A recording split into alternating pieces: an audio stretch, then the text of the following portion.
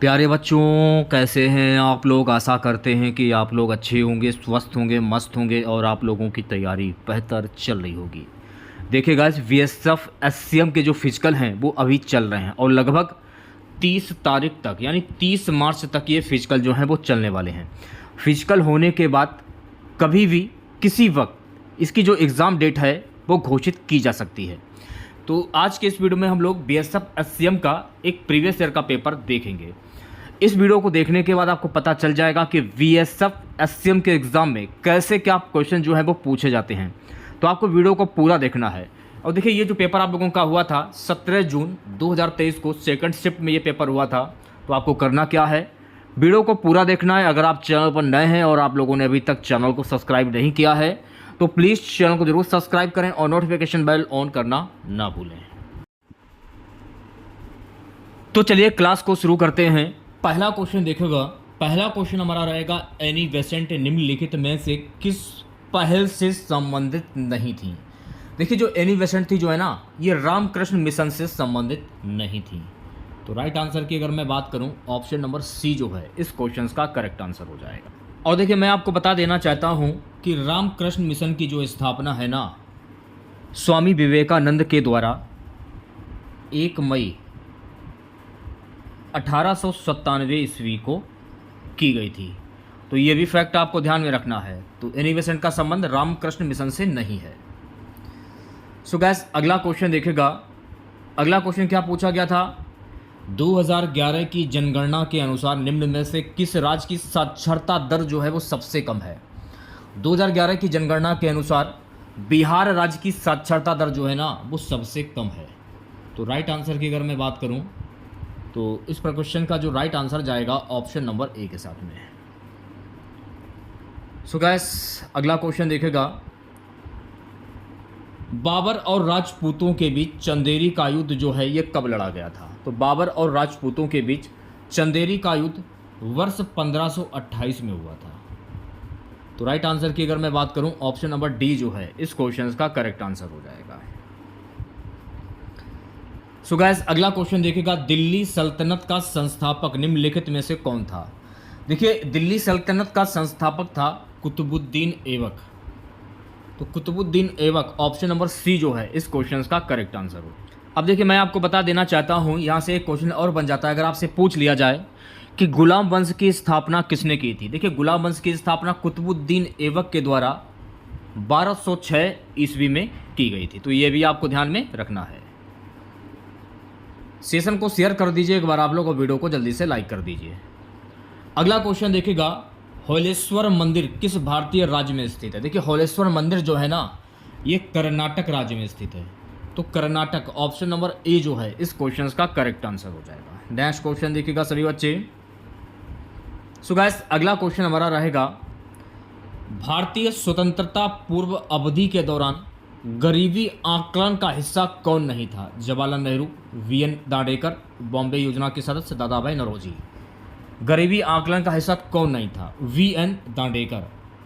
तो option number we जो है इस क्वेश्चन का करेक्ट आंसर हो जाएगा। प्यारे बच्चों, अगला क्वेश्चन देखेगा।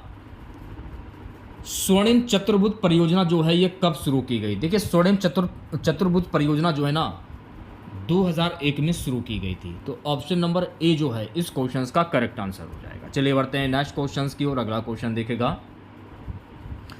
सो गाइस, अगला क्वेश्चन हमारा रहेगा। पश्चिम बंगाल के निम्नलिखित में से कौन सा लोक नृत्य महिलाओं द्वारा किया जाता है जो अपने बच्चों की इच्छाओं को पूरा करने के लिए देवताओं से आशीर्वाद मांगती हैं। इसको हम कहते हैं वृता। तो राइट आंसर की बात करूं, ऑप्शन नंबर वी जो है इस क्वेश्चन का करेक्ट आंसर हो। सो गाइस, अगला क्वेश्चन देखेगा। अगला क्वेश्चन हमारा, अकाली आंदोलन का नेतृत्व किस धर्म के नेताओं ने किया था। देखिए, अकाली आंदोलन का जो नेतृत्व है ना सिख धर्म के नेताओं ने किया था। तो ऑप्शन नंबर डी जो है इस क्वेश्चन का करेक्ट आंसर हो जाएगा। सो गाइस, अगला क्वेश्चन देखेगा। अगला क्वेश्चन हमारा रहेगा। असमान पर्यावरणीय परिस्थितियों के संपर्क में आने वाले प्रोटीन में होने वाले भौतिक परिवर्तन को इस नाम से जाना जाता है, विकृतीकरण। इसे कहते हैं डीनेचुरेशन। ऑप्शन नंबर सी जो है गाइस इस क्वेश्चन का करेक्ट आंसर हो जाएगा। चलिए बढ़ते हैं नेक्स्ट क्वेश्चन की और अगला क्वेश्चन देखेगा। अगला क्वेश्चन हमारा है, खाद्य संरक्षण के लिए निम्नलिखित में से किस तकनीक का उपयोग किया जाता है। तो खाद्य संरक्षण के लिए डिब्बाबंदी, पार्श्वीकरण, हिमीकरण और विकिरण का उपयोग किया जाता है। तो राइट आंसर की अगर मैं बात करूं, ऑप्शन नंबर डी जो है इस क्वेश्चन का करेक्ट आंसर हो जाएगा। नेक्स्ट क्वेश्चन देखेगा सभी बच्चे। सो गाइस अगला क्वेश्चन हमारा रहेगा कि निम्नलिखित में से किसने अपने अनुयायियों के साथ खुदाई खिदमतगार या लाल कुर्ती आंदोलन शुरू किया था। खान अब्दुल गफ्फार खान ने अपने अनुयायियों के साथ खुदाई खिदमतगार या लाल कुर्ती आंदोलन शुरू किया था। तो राइट आंसर की अगर मैं बात करूं, ऑप्शन नंबर वी जो है गाइस इस क्वेश्चन का करेक्ट आंसर हो जाएगा। अगला क्वेश्चन देखिएगा, अब संरचना इंफ्रास्ट्रक्चर के संबंध में निम्नलिखित में से कौन सा कथन सत्य है। अब संरचना इंफ्रास्ट्रक्चर के संबंध में अब संरचना एक मूर्त परिसंपत्ति है। तो राइट आंसर की अगर मैं बात करूं, ऑप्शन नंबर ए जो है इस क्वेश्चन का करेक्ट आंसर हो जाएगा। नेक्स्ट क्वेश्चन देखेगा, पूंजी बाजार डैश ऋण के उधार देने और उधार लेने से संबंधित है। तो देखिए पूंजी बाजार जो है ना मध्यावधि और दीर्घावधि ऋण के उधार देने और उधार लेने से संबंधित है। तो राइट आंसर की अगर मैं बात करूं, ऑप्शन नंबर डी जो है इस क्वेश्चन का करेक्ट आंसर हो जाएगा। अगला क्वेश्चन देखिएगा, निम्न में से कौन सी कोशिकाएं ठीक से विभाजित हो सकती हैं।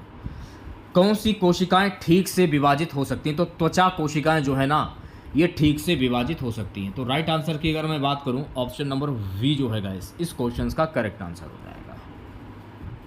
चलिए बढ़ते हैं अगले क्वेश्चन की और अगला क्वेश्चन देखेगा।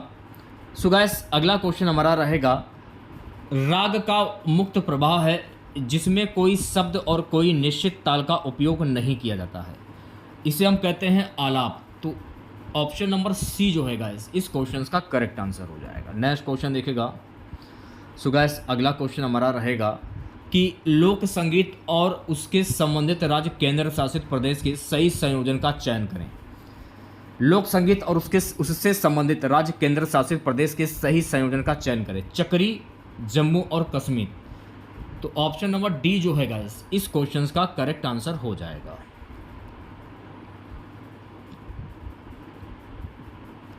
अगला क्वेश्चन देखेगा, भारतीय संविधान के भाग 3 को किस रूप में जाना जाता है। तो भारतीय संविधान के भाग 3 को महाधिकार पत्र मैग्ना कार्टा के नाम से जाना जाता है। तो ऑप्शन नंबर सी जो है गाइस इस क्वेश्चन का करेक्ट आंसर हो जाएगा। अगला क्वेश्चन देखिएगा सभी बच्चे।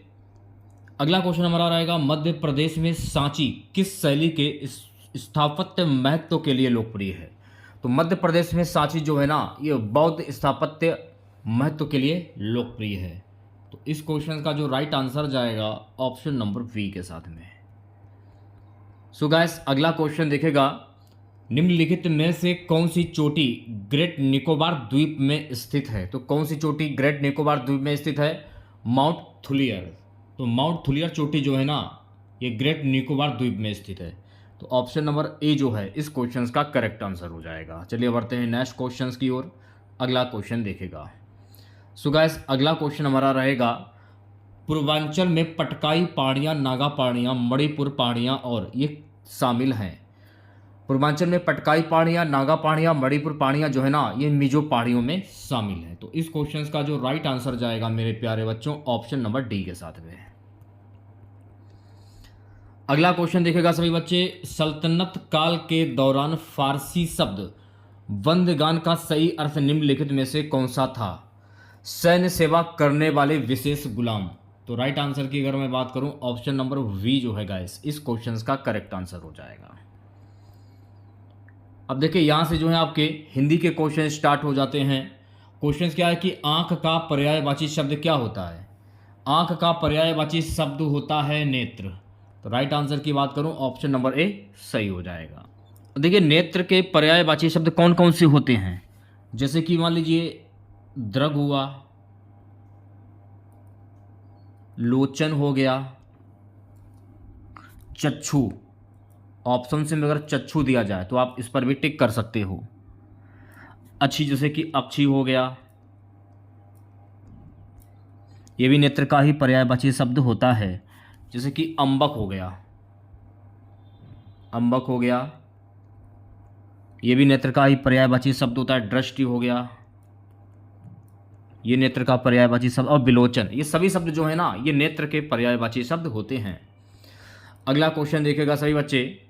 सो गाइस, अगला प्रश्न हमारा रहेगा, निम्नलिखित में से किस शब्द के विग्रह में तत्पुरुष समास होगा, चयन कीजिए। अब जैसे कि धरणी अलग है और धर अलग है, दोनों को जोड़ दिया गया, नया शब्द क्या बना, धरणी का धर। कर्ता ने कर्म को का, कर्ता ने कर्म को करण के द्वारा संप्रदान के लिए अपादान से, यह आप लोगों ने बचपन में काफी बार पढ़ा होगा। दो ट्रिक मैं आपको बता रहा हूं। एक ट्रिक यह है, इसको अलग कर दीजिए, धरणी का धर, धरणी का धर का बीच में आ रहा है, कर्ता ने कर्म को का, तो इस तरह से भी आप तत्पुरुष समास को पहचान सकते हो। धरणी अलग है, धर, दोनों को जोड़ दिया गया, नया शब्द क्या बना, धरणीधर। एक तरीका ये है। तो अगर आप ऐसे करोगे तो तत्पुरुष समास से आप चुटकियों में निकाल लोगे, तो ऑप्शन नंबर वी करेक्ट हो जाएगा। और हाँ, अगर आपसे ये पूछ लिया जाए कि कारक के कुल कितने भेद होते हैं, तो कारक के कुल 8 भेद होते हैं, ये भी आपको ध्यान में रखना है। सो गाइस, अगला क्वेश्चन देखेगा, उदधि बड़ाई कौन है, जगत पियासो जाए। इस पंक्ति में उदधि शब्द किसका पर्यायवाची शब्द है। तो देखिए, उदधि जो है ना, ये पयोधि का पर्यायवाची शब्द है। तो राइट आंसर की अगर मैं बात करूं, ऑप्शन नंबर वी जो है गाइस, इस क्वेश्चन का करेक्ट आंसर हो जाएगा। सो गाइस, अगला क्वेश्चन देखेगा, निम्नलिखित में से कौन सा एक वाक्य पूर्वकालिक क्रिया से संबंध नहीं रखता है। कौन सा वाक्य जो कि पूर्वकालिक क्रिया से संबंध नहीं रखता है, वह पैदल घर आया। ये वाक्य जो है ना, पूर्वकालिक क्रिया से संबंध नहीं रखता है। तो राइट आंसर की अगर मैं बात करूं, ऑप्शन नंबर ए जो है, इस क्वेश्चन का करेक्ट आंसर हो जाएगा। सो गाइस, अगला क्वेश्चन देखेगा, दयोदन का संधि विच्छेद क्या होता है। तो दयोदन का संधि विच्छेद होता है दधिधन ओदन। तो राइट आंसर की अगर मैं बात करूं, ऑप्शन नंबर डी जो है, इस क्वेश्चन का करेक्ट आंसर हो जाएगा। सो गाइस, अगर आप लोगों से ये पूछ लिया जाए कि दयोदन में प्रयुक्त संधि कौन सी होगी, तो देखिए, इसको तो मान लिया जाएगा छोटी ई, छोटी ई आपने लिख लिया, इसको मान लिया जाएगा ओ, तो छोटी ई प्लस ओ मिलकर क्या बना, छोटी ई प्लस ओ मिलकर बना यो। और नियम के अनुसार यह किस में आता है, यण संधि में आता है। अगर आपसे पूछ लिया दयोदन में प्रयुक्त संधि कौन सी होगी, यण संधि हो जाएगी। तो यह भी आपको ध्यान में रखना है। नेक्स्ट क्वेश्चन देखेगा, निम्नलिखित विकल्पों में से जिसे वाणी द्वारा कहा ना जा सके, वाक्यांश के लिए एक सार्थक शब्द क्या होगा। जिसे वाणी के द्वारा कहा ना जा सके उसे कहते हैं अर्धवचनीय। तो ऑप्शन नंबर ए जो है गाइस, इस क्वेश्चन का करेक्ट आंसर हो जाएगा। नेक्स्ट क्वेश्चन देखेगा, सो गाइस, अगला क्वेश्चन हमारा रहेगा कि सर्प शब्द के लिए कौन सा पर्यायवाची अर्थ उपयुक्त रहेगा। तो देखिए, सर्प शब्द के लिए कौन सा पर्यायवाची अर्थ उपयुक्त होता है, ब्याल। तो राइट आंसर की अगर मैं बात करूं, ऑप्शन नंबर ए जो है गाइस, इस क्वेश्चन का करेक्ट आंसर हो जाएगा। अगला क्वेश्चन देखेगा, निम्नलिखित में से किस वाक्य में अर्थ का अर्थ धन है। किस वाक्य में अर्थ का अर्थ धन है। भारत की अर्थव्यवस्था विकासशील है। इस वाक्य में अर्थ का अर्थ धन है। तो राइट आंसर की अगर मैं बात करूं, ऑप्शन नंबर डी जो है गाइस, इस क्वेश्चन का करेक्ट आंसर हो जाएगा। चलिए बढ़ते हैं नेक्स्ट क्वेश्चन की ओर। अगला क्वेश्चन देखेगा, निम्नलिखित विकल्पों में से वागदान का सही संधि विच्छेद क्या होता है। अब जैसे कि अगर आप वागदान की संधि करोगे तो वाक्त धन दान, इसकी संधि यही तो होगी। तो ऑप्शन नंबर डी जो है, इस क्वेश्चन का करेक्ट आंसर हो जाएगा। अगर आपसे यह पूछ लिया जाए कि वागदान में प्रयुक्त संधि कौन सी होगी, तो इसमें हो जाएगी व्यंजन संधि। तो यह भी आपको ध्यान में रखना है। नेक्स्ट क्वेश्चन देखेगा, सो गाइस, अगला क्वेश्चन हमारा रहेगा कि दूसरे के काम में दखल देना, वाक्यांश के लिए सार्थक शब्द इनमें से कौन सा है। दूसरे के काम में दखल देना, इसे आप क्या कहोगे। अगर मान लीजिए कोई बंदा आपके काम में दखल देता है, यानी वो आपके काम में हस्तक्षेप कर रहा है, तो इसे आप क्या कहोगे, इसे कहोगे हस्तक्षेप। तो राइट आंसर की अगर मैं बात करूं, ऑप्शन नंबर ए जो है, इस क्वेश्चन का करेक्ट आंसर हो जाएगा। चलिए बढ़ते हैं नेक्स्ट क्वेश्चन की ओर। अगला क्वेश्चन देखेगा, सर्वोचित शब्द से दिया गया वाक्य पूर्ण करें। आप मेरी राय की डैश कर ही नहीं सकते क्योंकि मेरी बात 16 आने सच है। आप मेरी राय की अपेक्षा कर ही नहीं सकते, यानी यहां पर जो खाली स्थान दिया गया, यहां पर आएगा अपेक्षा। तो यह वाक्य पूर्ण हो जाएगा। आप मेरी राय की अपेक्षा कर ही नहीं सकते क्योंकि मेरी बात 16 आने सच है। तो राइट आंसर की अगर मैं बात करूं, ऑप्शन नंबर डी जो है इस क्वेश्चन का करेक्ट आंसर हो जाएगा। सो गाइस अगला क्वेश्चन देखिएगा, सर्वनाम का रूपांतरण डैश की दृष्टि से होता है, रिक्त स्थान के लिए उचित विकल्प क्या होगा? सर्वनाम का रूपांतरण पुरुष वचन और कारक की दृष्टि से होता है, तो ऑप्शन नंबर सी जो है गाइस इस क्वेश्चन का करेक्ट आंसर हो जाएगा। चलिए बढ़ते हैं नेक्स्ट क्वेश्चन की ओर। अगला क्वेश्चन देखेगा। सो गाइस अगला क्वेश्चन हमारा रहेगा, निम्नलिखित में से किस शब्द से पक्ष या अनुस्वार का भाव प्रकट होता है? किस पक्ष से पक्ष या अनुस्वार का भाव प्रकट होता है? अनुकूल। तो राइट आंसर की अगर मैं बात करूं, ऑप्शन नंबर वी जो है गाइस इस क्वेश्चन का करेक्ट आंसर हो जाएगा। सो गाइस अगला क्वेश्चन देखेगा, दिए गए वाक्यांश के लिए एक शब्द क्या होगा? धन से संबंधित। तो धन से संबंधित इसको क्या कहोगे? इसको कहते हैं आर्थिक। तो ऑप्शन नंबर वी जो है गाइस इस क्वेश्चन का करेक्ट आंसर हो जाएगा। नेक्स्ट क्वेश्चन देखेगा, कुंभकर्ण डैश के लिए प्रसिद्ध है, रिक्त स्थान में उपयुक्त तद्भव शब्द क्या होगा?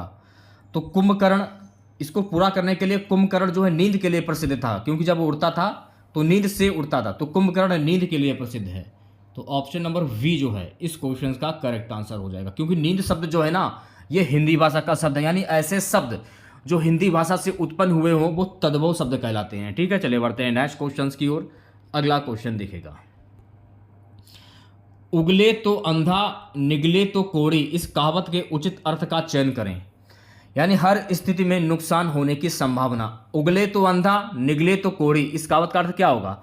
हर स्थिति में नुकसान होने की संभावना। तो राइट आंसर की अगर मैं बात करूं, ऑप्शन नंबर सी करेक्ट हो जाएगा। नेक्स्ट क्वेश्चन देखेगा, निम्नलिखित अर्थ वाली कहावत की पहचान करें। दिखावटी ठाट बाट किंतु सार कुछ नहीं। दिखावटी ठाट बाट किंतु सार कुछ नहीं, इसे आप क्या कहोगे? छप्पर पर फूस नहीं, ड्योढ़ी पर नाच। ऑप्शन नंबर वी जो है गाइस इस क्वेश्चन का करेक्ट आंसर हो जाएगा। पीतांबर में कौन सा समास है? कई बार मैंने आप लोगों को बताया, जब किसी वाक्य में किसी प्रसिद्ध व्यक्ति या भगवान के नाम आ जाएं वहां पर कौन सा समास होता है? बहुप्रिय समास होता है। तो राइट आंसर क्या होगा? Option number B. जैसे कि पीला अंबर है जिनका, पीतांबर है, पीला अंबर है जिनका, यानी भगवान विष्णु, विष्णु को भगवान की संज्ञा दी गई है। जैसे दश आनन है जिनके, ये एक प्रसिद्ध व्यक्ति है, इसमें भी बहुप्रिय समास होगा। नीलकंठ, नीलाकंठ है जिनका, यानी भगवान शिव, इसमें भी बहुप्रिय समास होगा। तो इस प्रकार से जो है आप लोग पता कर सकते हो। सो गाइस अगला क्वेश्चन देखेगा, निम्नलिखित में से द्विगु समास का उदाहरण कौन सा होगा? द्विगु समास, मेन पॉइंट जो है वो है द्विगु समास। तो द्विगु समास को पहचानने का तरीका क्या है? जो संख्यावाची शब्द होता है वो द्विगु समास होता है। जैसे कि पंचवटी, 5 वटों का समूह। ऑप्शन नंबर डी जो है इस क्वेश्चन का करेक्ट आंसर हो जाएगा। सो गाइस अगला क्वेश्चन देखेगा, निम्नलिखित में से किस वाक्य में सर्वनाम का अशुद्ध प्रयोग हुआ है? वह सब भले लोग हैं, इस वाक्य में सर्वनाम का अशुद्ध प्रयोग हुआ है। तो राइट आंसर की अगर मैं बात करूं, ऑप्शन नंबर वी जो है गाइस इस क्वेश्चन का करेक्ट आंसर हो जाएगा। देखिए इस बार आपसे गद्यांश भी पूछा जाएगा और गद्यांश से लगभग 5 क्वेश्चन जो है एग्जाम में पूछे जाएंगे। अगर आप VSF SCM परीक्षा की तैयारी कर रहे हो तो गद्यांश को करने का तरीका क्या है? गद्यांश को सबसे पहले पढ़ लीजिए, पढ़ने के बाद क्वेश्चंस को पढ़िए, आंसर अपने आप निकलने शुरू हो जाएंगे। निम्नलिखित गद्यांश को ध्यानपूर्वक पढ़िए और पूछे गए प्रश्नों के सही उत्तर दीजिए। जनसंख्या की वृद्धि भारत के लिए आज एक विकट समस्या बन गई है। ये समाज की सुख संपन्नता के लिए भयंकर चुनौती है। महानगरों में कीड़ों मकोड़ों की भांति अस्वास्थ्यकर घोंसलों में आदमी भरा पड़ा है।